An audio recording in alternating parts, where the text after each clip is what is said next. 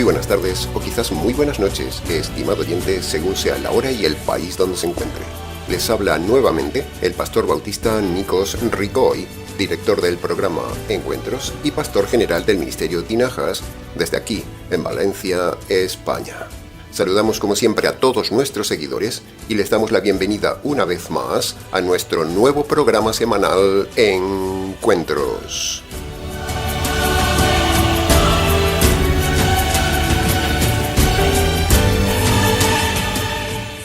Iniciamos hoy, estimado oyente, una nueva serie de estudio bíblico expositivo que durará las siguientes semanas hasta Navidad. En estas semanas de conferencias estudiaremos de forma completa el capítulo 11 de la carta a los Hebreos. Será un estudio teológico, doctrinal, no será fácil, será un estudio muy técnico, por lo tanto tendrá que esforzarse en estar atento para seguirnos. Será también un mensaje largo, intenso, profundo, interesante y desafiante, donde estudiaremos versículo a versículo todo el capítulo y a la vez surgirán también temas paralelos donde nos detendremos para dar una mayor y completa información del capítulo.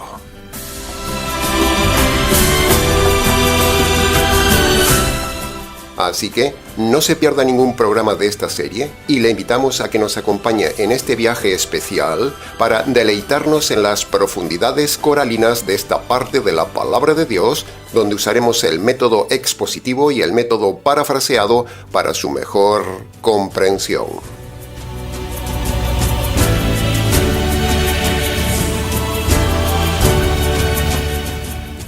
La carta a los Hebreos más bien debería llamarse la carta a la iglesia de los judíos, porque la carta fue dirigida a una comunidad solo de judíos que se habían convertido y habían creído que Jesús era el Mesías. Ellos habían dejado la religión caduca del judaísmo y estaban siendo valientes defendiendo su fe en el Mesías. El contenido de la carta a los Hebreos es admirable, es de una teología única, solo comparable en altura a la carta a los romanos, las dos exposiciones teológicas más importantes de toda la Biblia. Y esa es precisamente la razón por la que hemos tomado el importantísimo capítulo 11 de Hebreos para estudiarlo con usted, porque es una joya de la literatura bíblica única en su género, el famoso capítulo de la fe, el capítulo 11 de Hebreos, que tendremos el privilegio de exponer, estudiar y analizar para usted.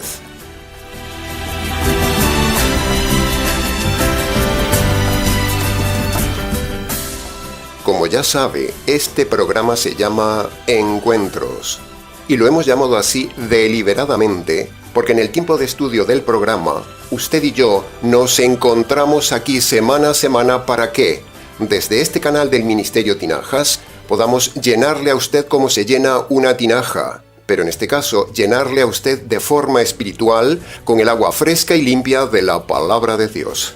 Así que, sin más dilación, y como el viaje es largo, desde el equipo de trabajo del Ministerio Tinajas le animamos, estimada tinaja, a que se quede con nosotros todo el estudio de esta serie.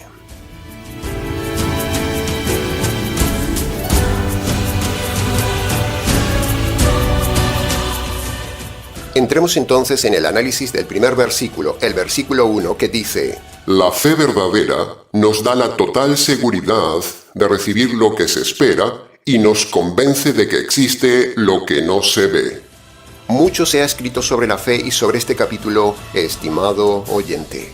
Este capítulo es especial porque es la verdad de Dios sobre la fe para definir el modelo de fe que usted debe tener ante Dios. Entremos en el análisis. Punto número 1. Cuando estudiamos toda la palabra de Dios, vemos que hay tres tipos de fe en el mundo. Está la fe errada, la fe a medias y la fe verdadera.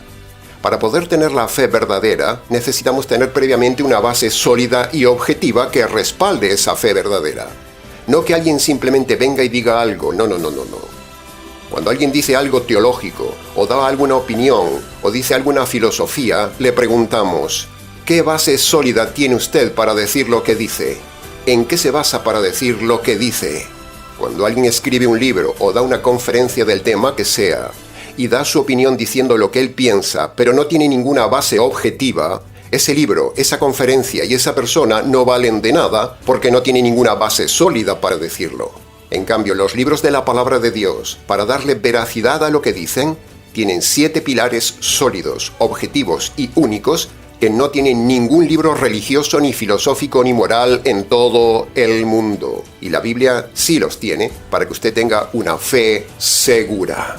La fe que Dios mismo encarga que usted tenga. Él provee bases sólidas para su libro, para que usted confíe en él, y esa fe en su palabra es lo que a él le agrada. Los 7 pilares únicos y objetivos que respaldan la veracidad de la Biblia, y por consiguiente para que usted tenga una fe verdadera, los hemos documentado en su día en un vídeo en el canal que usted puede repasar y que lo dejamos abajo en la descripción del vídeo para que lo vea y no se haga muy largo este mensaje. La historia, la arqueología, la ciencia, la profecía, la unidad temática de todos los libros de la Biblia, el Estado de Israel y la fecha del día de hoy son 7 pilares que confirman sólidamente todos ellos que la Biblia es la verdad absoluta para que tengamos una fe verdadera y entonces sí tener la seguridad de agradar a Dios con esa fe y recibir un día lo que la Biblia promete darnos. Esos 7 pilares objetivos que tiene la Biblia hacen que sea el único libro con autoridad y fiabilidad para decirnos realmente lo que existe más allá de lo que se ve y cómo prepararse para el más allá que no se ve. Ningún otro libro, ninguno puede dar seguridad como la Biblia sobre lo que hay más allá de la muerte, porque ningún otro libro filosófico, religioso, místico, etcétera, etcétera, ninguno tiene la base objetiva que tiene la Biblia para dar opiniones, y así usted tenga total confianza en ella y pueda su alma estar tranquila para la eternidad, tanto sabiendo lo que hay en el más allá como para saber prepararse para el más allá. Punto número 2. Si hay entonces 3 tipos de fe, la pregunta reflexiva es: ¿qué tipo de fe tiene usted, estimado oyente? Dijimos que había 3 tipos de fe. Primero, la fe errada, que es la fe totalmente equivocada que tienen todas las religiones no cristianas del mundo.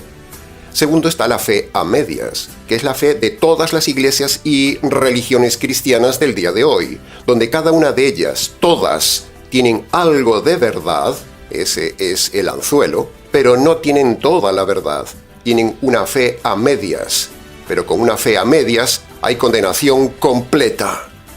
Y por último, afortunadamente, existe la fe verdadera total, que es la fe fundada sobre la palabra de Dios y sobre el verdadero evangelio jurídico que salva a las almas para el más allá.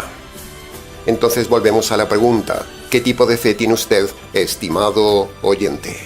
Bueno, usted me dirá lógicamente que tiene una fe verdadera, pero eso lo creían también los bereanos y estaban perdidos. Como anticipo al estudio de este capítulo, le digo y le respondo desde ya que toda persona que está en una iglesia denominacional clásica cristiana del día de hoy está bajo una fe errada, y una fe errada, o una fe a medias, implica condenación completa. Examine su fe, estimado oyente, como decía Pablo en 2 de Corintios capítulo 13, versículo 5. Examínense a ver si están en la fe verdadera. Porque sin la fe verdadera es imposible agradar a Dios. Punto número 3. Si el pasaje dice que se puede tener la total seguridad de que se va a recibir lo que él espera, esa frase es un arma de doble filo, estimado oyente. Es una frase terrible porque en el caso del inconverso, la Biblia dice que el inconverso puede tener la total seguridad, aunque él no lo crea, que si no se convierte va a recibir lo que le espera, la condenación eterna. Y si el pasaje dice que usted puede tener la completa convicción de que existe lo que no se ve, entonces usted, si no se ha convertido por medio del Evangelio, la Biblia le asegura, le promete, le advierte, lo crea o no, que un día usted verá lo que ahora no ve, los infiernos. La fe en la palabra de Dios, respaldada por los 7 pilares objetivos e inderribables que hemos dado antes, nos da la convicción y seguridad de que existe lo que ahora no se ve. Existen 2 mundos detrás de la cortina de la muerte. Usted decide a qué mundo irá, aunque ahora no los vea. La Biblia le informa que hay un más allá. Le dice que se prepare para el más allá y le ayuda a prepararse para el más allá que ahora no se ve, lo crea o no. Hay un doble destino en el mundo futuro que ahora no se ve, estimado oyente. Hay un mundo material de felicidad completa y hay también un mundo de terror, dolor y horror perpetuo. Así como le creemos a los libros de los estudiosos que hay átomos, moléculas, microbios y un mundo pequeño que no se ve en nuestra retina, de la misma manera, estimado oyente, Dios en su libro nos informa fehacientemente que hay un mundo más allá que no se ve, pero que es verdadero. No solo hay un mundo más allá terrible, sino que previamente hay también una terrible realidad jurídica segura que ahora no se ve. La justicia de Dios, el juicio de Dios y una cárcel eterna que le espera para el no convertido. Por el contrario, para el convertido por medio del Evangelio, hay todo un mundo material maravilloso en el otro mundo que por ahora tampoco se ve, pero es verdadero y eterno. Este tiempo en la tierra no es el tiempo de vivir la buena vida, estimado oyente, no. No es el tiempo de tener hijos, no es el tiempo de hacer dinero, no es el tiempo de trabajar y trabajar, no es el tiempo de conseguir el éxito, sino que es el tiempo de la paciencia de Dios para usted, para prepararse su alma para el más allá, un más allá que ahora no vemos. Lo primero es prepararse para el más allá, y luego sí, si quiere y puede, cásese, trabaje, crezca, prospere. Pero eso no debe ser lo primero. Lo primero en su vida es prepararse para el más allá, para lo que ahora no se ve, como dice el texto. Es más, todas esas cosas, familia, hijos, casas, dinero, trabajo, prosperidad, éxito, sueño americano, sueño europeo, todo eso y más le distrae a la gente para no prepararse para la eternidad, y la muerte puede llegar en cualquier momento, como en estos días ha llegado de forma repentina a esta ciudad de Valencia. La destrucción total en unas pocas horas y un montón de muerte, porque la gente solo está pensando en su vida y no en estar preparados para la muerte. Punto número 4. Este versículo 1 es para temblar, estimado oyente, porque si lo analiza con cuidado, el texto le dice a todos que, con toda seguridad, cada uno recibirá lo que merece en el más allá. El convertido y salvo recibirá lo que se merece y lo que le espera, la salvación eterna. Pero también el versículo dice de forma inferencial que el inconverso también recibirá su merecido y lo que le espera en el más allá, la condenación eterna. Tiemble, estimado inconverso, tiemble, estimada tinaja, tiemble, estimado oyente, porque este pasaje es para temblar. A cada uno le espera una realidad que ahora no se ve, dice el versículo 1. Este pasaje es una advertencia a que usted crea y cambie el destino que le espera por medio de la conversión, por medio del Evangelio. Y es también una advertencia severa para toda persona que esté pensando en suicidarse. Ni se le ocurra suicidarse, porque lo que le espera más allá es infinitamente mayor y más terrible que lo que está viviendo usted aquí. Es más, como siempre decimos, no solo se llevará la sorpresa de que aquello es terriblemente peor que esta vida, sino que allí ya no podrá suicidarse y tendrá el terror eterno. Tenemos un vídeo en el canal sobre el suicidio que le invitamos a verlo y se lo dejamos abajo en la descripción de este vídeo. Y punto número 5 del análisis del versículo 1. El estudio cuidadoso de este pasaje infiere dos cosas teológicas más, estimado oyente. Primero, la fe es de todos. El pasaje no habla nunca que la fe es solo de unos pocos, como dicen los herejes calvinistas. Y segundo, el pasaje no dice que la fe es solo para los que se van a salvar, o sea, para los que van a ser salvos, como dice la iglesia falsa calvinista, de que Dios da el don de la fe solo a los que ha elegido para salvarse. Aquí se demuestra que es herejía en estado puro. La fe es universal para todos. Todos los hombres tienen de forma innata el don de la fe, el don del razonamiento y el don del libre albedrío para arrepentirse. Jaque al calvinismo. Bien, habiendo analizado el versículo 1 en 5 partes, pasemos entonces al siguiente pasaje.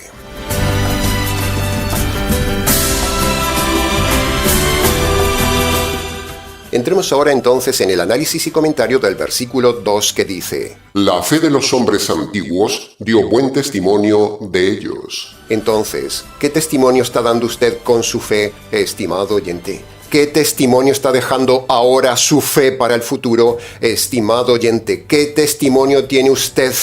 El Ministerio Tinajas está dejando un testimonio de fe, doctrina y conducta que es un referente para las generaciones presentes que nos oyen, y lo será para las generaciones futuras que nos oigan, que cuando dentro de unos años miren hacia atrás y escuchen este canal cuando ya no estemos y encuentren nuestros mensajes y reciban un buen testimonio de fe. Pero, ¿qué testimonio dejará usted a sus hijos o a las generaciones futuras, estimado oyente, estimado líder? Un buen testimonio y una fe verdadera salva a las generaciones presentes, pero también a las futuras por medio de esta tecnología. Pero, escuche bien esto. Si usted se muere, la tecnología también guardará sus errores, su doctrina falsa para las generaciones futuras, que usted condenará, estimado predicador, estimado líder. No solo su mensaje falso, su testimonio falso y su doctrina falsa perjudicará a los hombres en el tiempo presente, sino que usted por medio de la tecnología hará perdurar su mal testimonio y condenará también a las generaciones futuras con su doctrina errada, y eso Dios se lo cargará a su cuenta. ¡Wow! Por eso predicamos con todo detalle, con toda intensidad, con todo temor y temblor, la verdad completa, la doctrina sana en base a este pasaje. Porque aquí se habla de que lo que somos y decimos afecta no solo al presente, sino a las generaciones futuras, como lo hicieron estos hombres antiguos, profetas y hombres de Dios de los cuales hemos recibido su doctrina y su conducta ejemplar en la Biblia. ¡Ay de los predicadores falsos que recibirán el castigo no solo por su mala doctrina y testimonio presente, sino porque condenarán también a las generaciones futuras con su mal testimonio y doctrina! El buen testimonio es la evidencia de una fe verdadera, estimado oyente. Por eso los calvinistas, los católicos, los presbiterianos, los anglicanos, los pentecostales, los adventistas, los unitarios, los rabinos y demás iglesias con su mal testimonio de conducta y doctrina están demostrando que su fe es falsa, y eso afectará también a generaciones futuras, como hemos dicho antes, cuando vean en internet lo falso que han enseñado. Este pasaje nos dice que la fe y las obras están de la mano, van unidas. Si usted tiene malas obras, es porque su fe es falsa, como lo ha demostrado recientemente el caso de un famoso líder calvinista que ha cometido adulterio. Menudo testimonio de este hipócrita calvinista. Su testimonio de adulterio ha desacreditado su fe y su iglesia. Y no solo él, sino que también podríamos hablar de los testimonios de los perversos líderes de otras iglesias con problemas de faldas, finanzas y fama. F más F más F.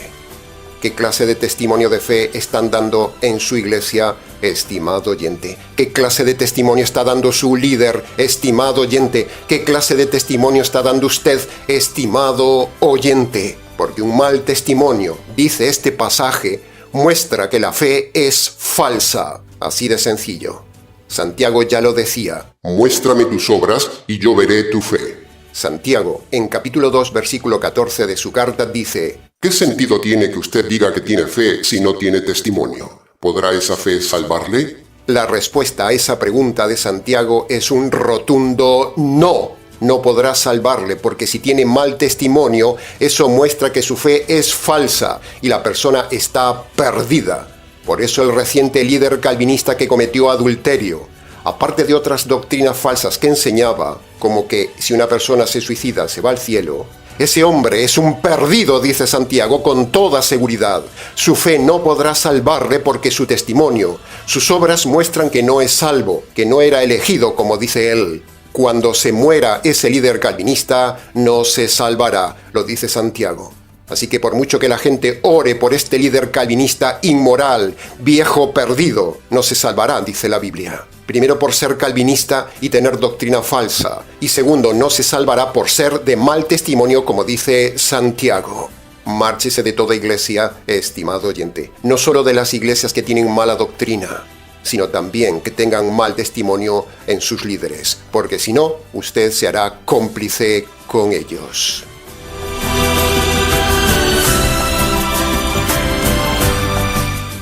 Entremos ahora en el análisis y comentario del versículo 3 que dice: Por la fe creemos que todo el universo fue hecho por orden de Dios, de manera que todo lo visible muestra que tiene una causa invisible.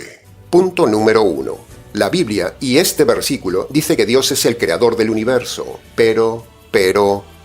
Como Dios es un equipo de trabajo formado por 3 personas, entonces necesitamos saber quién de Dios, cuál de las 3 personas de Dios ha creado el universo. Y como ya hemos dicho en el canal en su día, y tiene usted abajo en la descripción del vídeo, el creador del universo fue solo el Hijo, no el Padre, no el Espíritu Santo. La falsa religión dice que el creador es el Padre, pero el Padre no creó nada, todo lo creó el Hijo. El mismo libro de Hebreos capítulo 1 versículo 2 dice que Dios por medio del Hijo hizo el universo. Colosenses capítulo 1 versículo 16 dice que todo fue creado por el Hijo.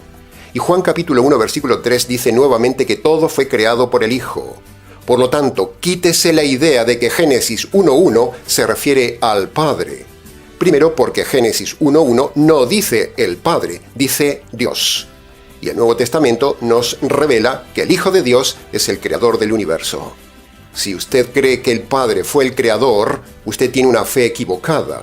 Y si usted tiene una fe equivocada en este tema, es muy posible que también tenga equivocado el Evangelio. Y si usted tiene errado el Evangelio, le espera la justicia y la condenación eterna.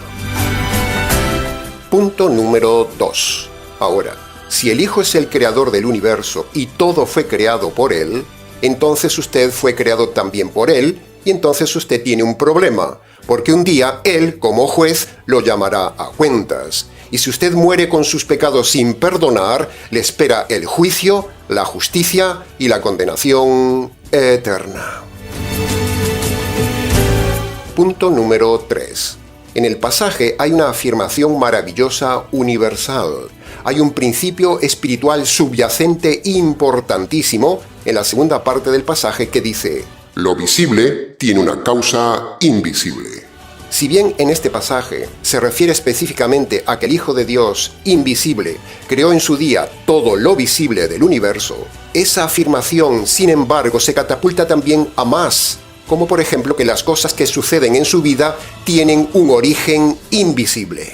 Ya hemos hablado de este principio universal en el canal y ahora procede repasarlo. Preste atención. Cuando usted como inconverso, como perdido, como no salvo, como persona religiosa de una iglesia moderna, le suceden cosas duras, esas cosas suceden porque en lo invisible fueron diseñadas y decididas por Dios para que esas personas se preparen y busquen la verdad. Juan capítulo 3, versículo 27 dice: El hombre no puede recibir nada que no le sea dado del cielo. ¿Ve? Ahí tiene la parte invisible, la decisión del cielo sobre la parte visible, las desgracias en la vida, como en estos días ha sucedido en esta ciudad. En cambio, cuando al convertido por medio del Evangelio le suceden también cosas duras, es porque esas cosas duras han sido decididas también por el Dios invisible, como dice Juan capítulo 3, versículo 27, pero son para probar la fe del convertido, para pulir su carácter y para premiarlo en la eternidad. Ahí está la diferencia entre una y otra acción. En el libro de Job se ve esta tesis de Hebreos capítulo 1, versículo 3. El mundo invisible actuando sobre el mundo visible. Lo visible de nuestras vidas tiene su origen y su mandato en el mundo invisible. Para preguntas del tema, escríbanos. Punto número 4. De esto también tenemos que decir que el mundo malo, el mundo invisible de los demonios, también hace que sucedan cosas en nuestro mundo visible.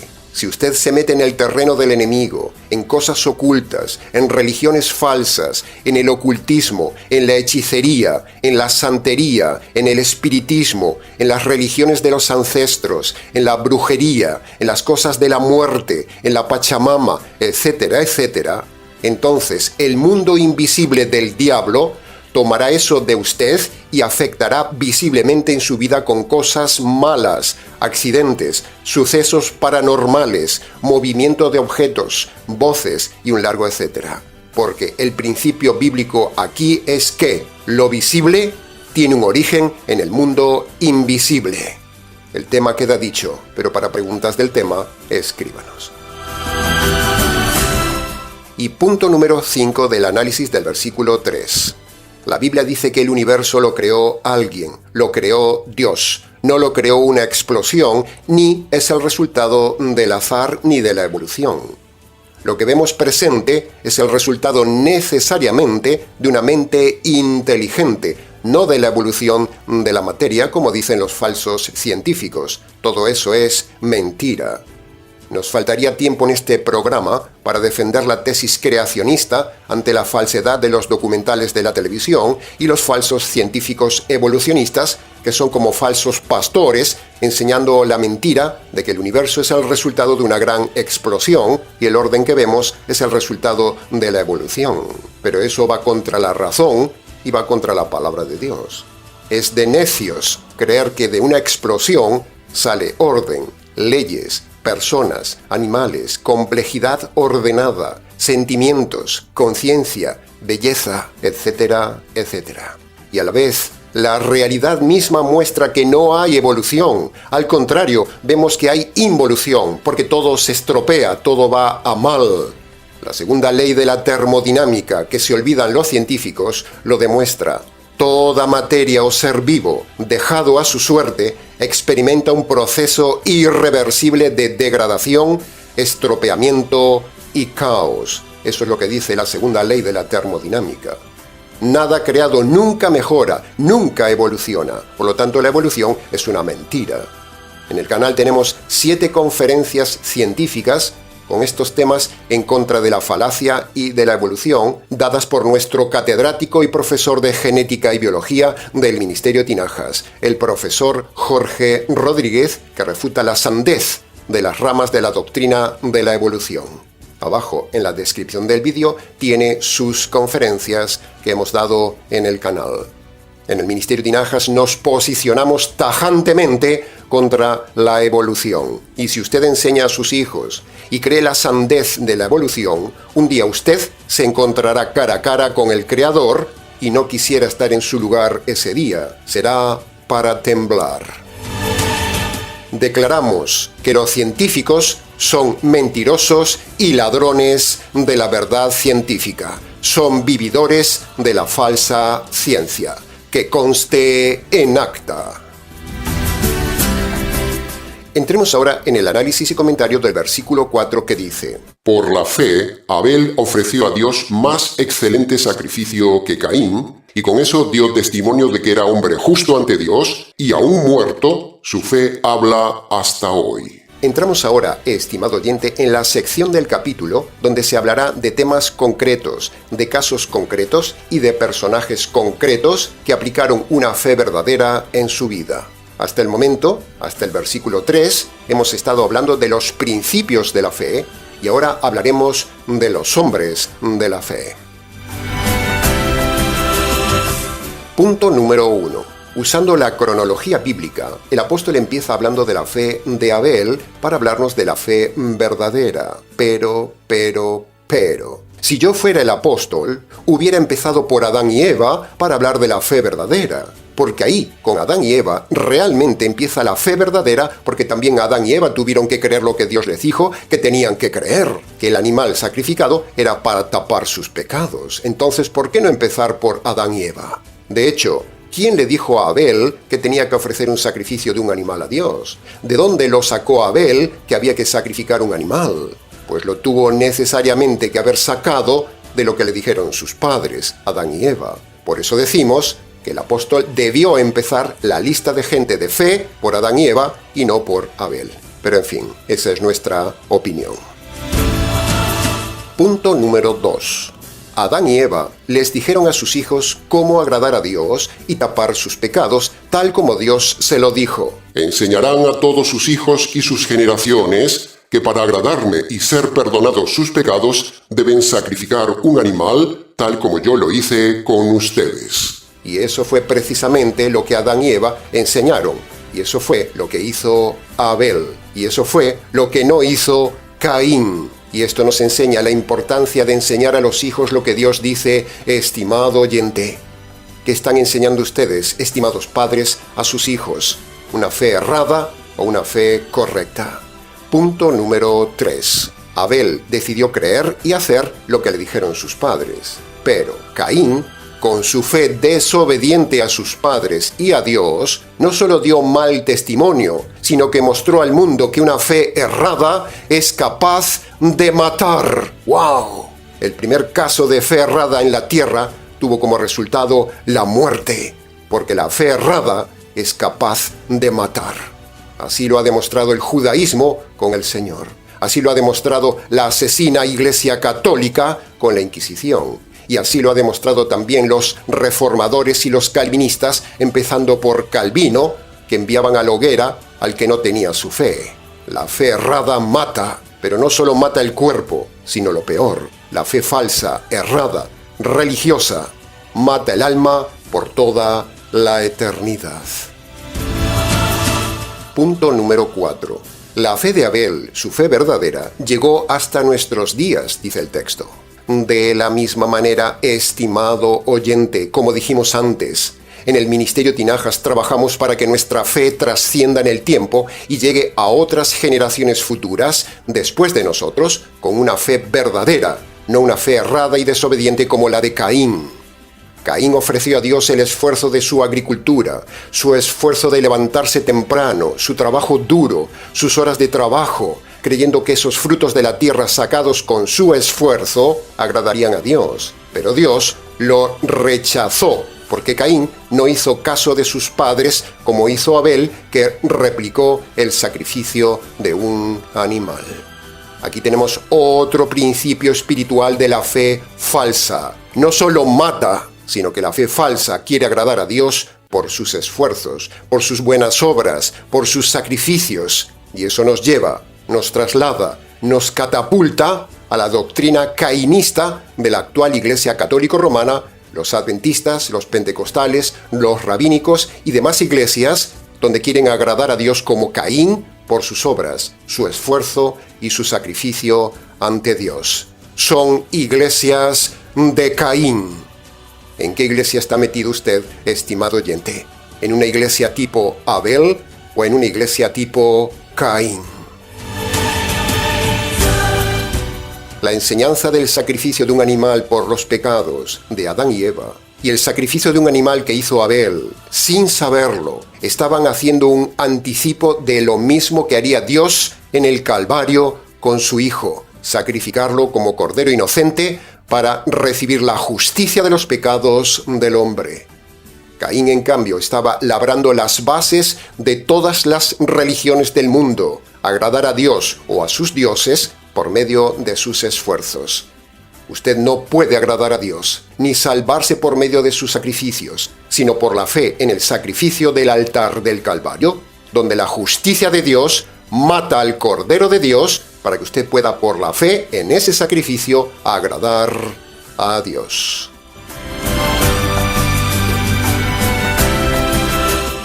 Entremos ahora en el análisis y comentario del versículo 5 que dice: Por la fe, Enoc fue trasladado al cielo sin ver la muerte, y nunca fue encontrado porque Dios lo trasladó al cielo. Y antes que fuese trasladado, dio buen testimonio en la tierra de haber agradado a Dios. ¿Se da cuenta qué pasaje, estimado oyente? Solamente de este pasaje, del versículo 5, se podría hacer un programa entero, pero hoy solo daremos las pinceladas básicas y si usted tiene preguntas del versículo, escríbanos. Punto número 1. En el pasaje se nos habla del arrebatamiento al cielo que experimentó Enoc, y eso suena admirable. Debe ser una experiencia maravillosa, única, envidiable, pasar a la otra dimensión sin morir y sin dolor.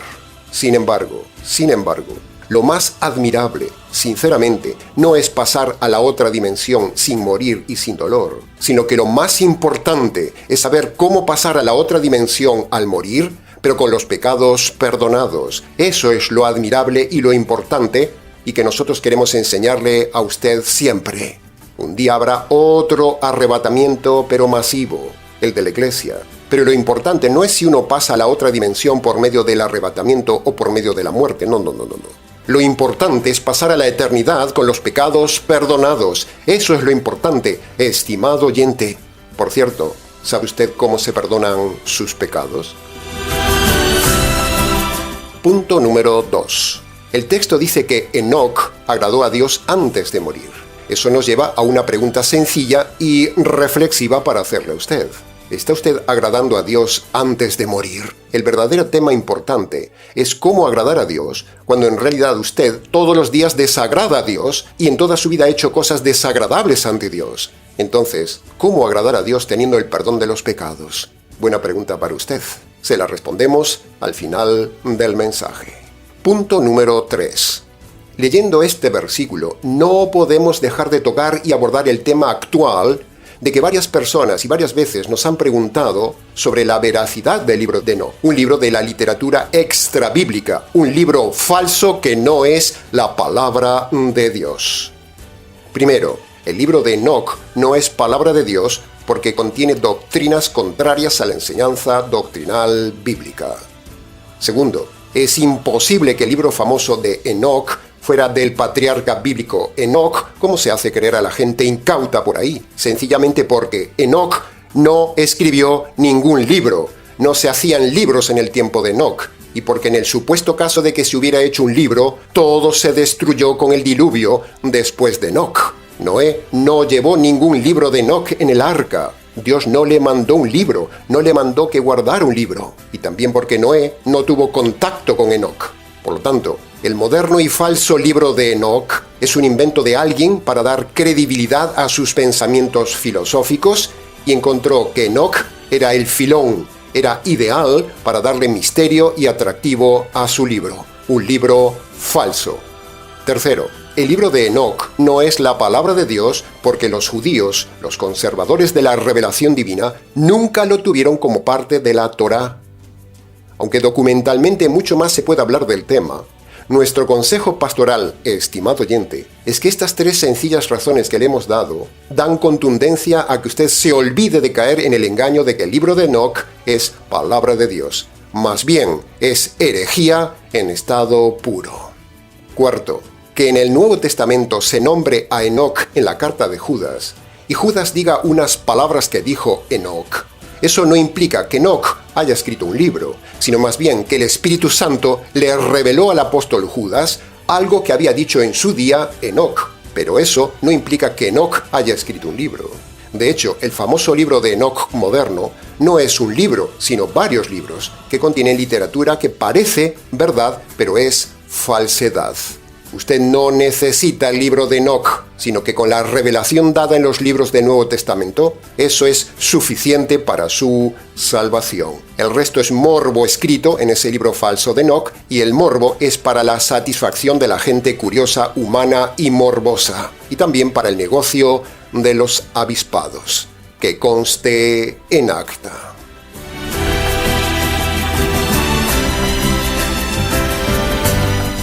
Entremos ahora en el análisis y comentario del último versículo de hoy, el versículo 6, que dice: En conclusión, sin fe verdadera es imposible agradar a Dios.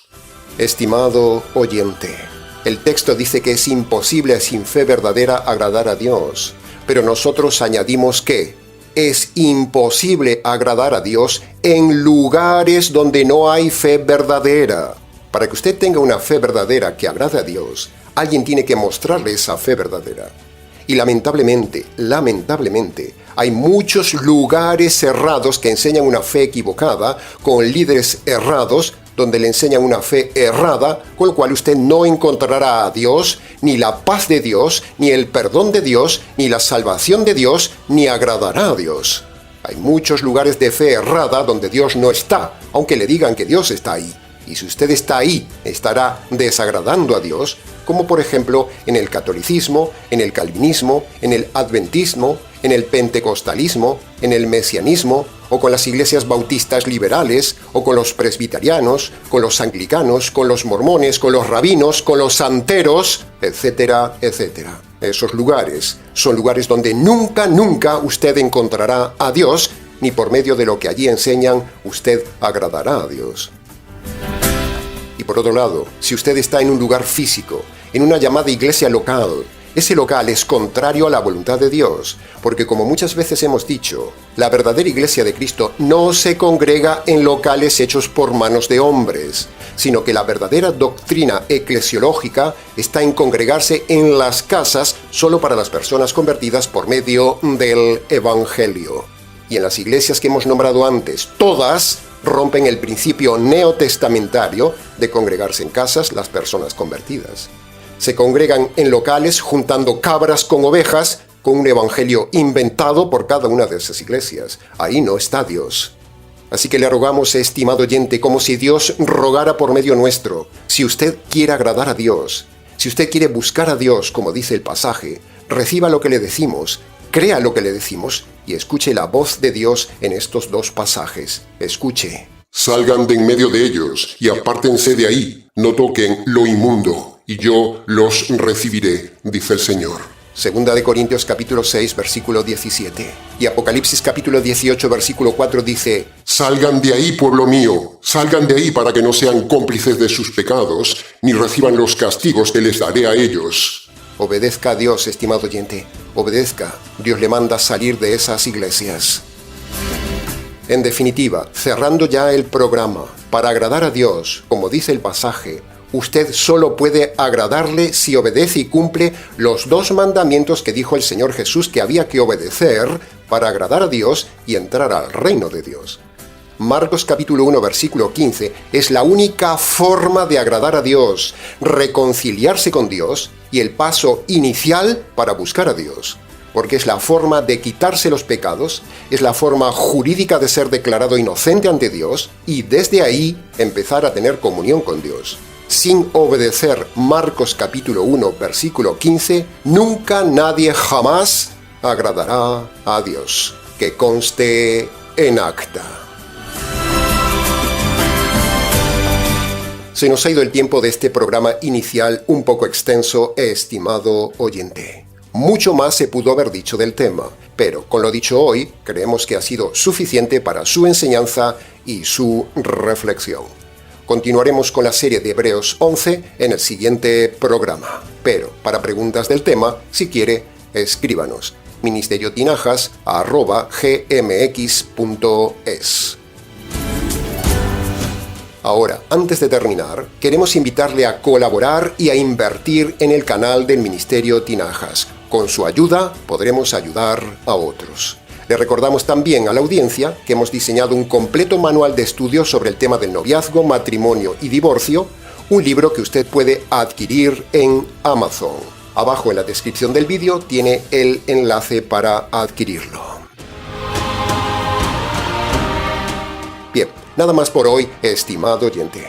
Les ha compartido la verdad, solo la verdad y nada más que la intensa verdad del tema de hoy, quien les habla, el pastor bautista Nikos Ricoy, expositor bíblico del Ministerio Tinajas, desde aquí, en Valencia, España, para todos los oyentes hispanoamericanos en diferentes partes del planeta. Será entonces con el gusto de siempre, hasta nuestro próximo mensaje de la serie, aquí en nuestro habitual programa semanal Encuentros.